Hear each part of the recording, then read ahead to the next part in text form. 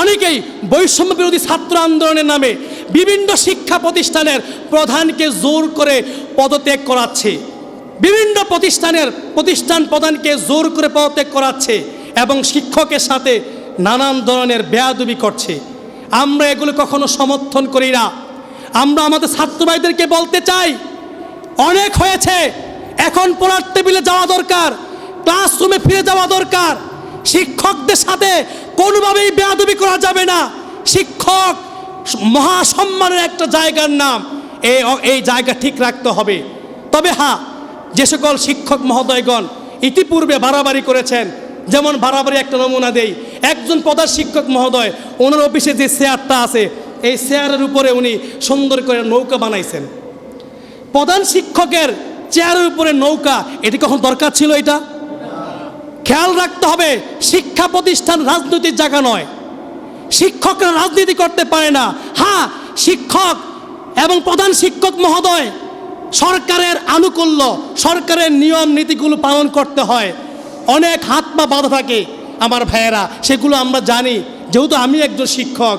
কিন্তু এই নয় আমি একচেটিয়া একপাক্ষিকভাবে আমি অন্ধ অনুকরণ করব, এটা হতে পারে না। তাহলে আজকে দৃশ্যটা আবার পুনরাবৃত্ত হবে। এই জন্য আমরা বলতে চাই, শিক্ষক প্রধান শিক্ষক মহোদয় যারা আছেন, অনুগ্রহপূর্বক কেউ একচেটিয়া মৃত্যু পর্যন্ত আগামীর বাংলাদেশ যতদিন থাকবে কোনো পাক্ষিক রাজনৈতিকভাবে আমরা অ্যাটাচড হব না। আমরা আমাদের জায়গা থেকে শিক্ষকতার মহান পেশার যে দায়িত্ব আছে সেগুলো আমরা পালন করব। আমরা জাতি গঠন করব, প্রত্যেকটি শিক্ষার্থীকে আমরা আমানত হিসাবে গ্রহণ করে তাদেরকে একাডেমিক শিক্ষার পাশাপাশি নৈতিক শিক্ষার গুণে গুণান্বিত করব। এটি হোক আমাদের শিক্ষক সমাজের বড় দায়িত্ব। কথা বলেন ঠিক কি না? এই জন্য ভাইয়েরা, আমরা ছাত্রদেরকে বলছি, এখানে স্টপ করতে হবে। কোনোভাবে যাতে কোনো শিক্ষকের গায়ে হাত দেওয়া না হয় সে বিষয়ে খেয়াল রাখতে হবে।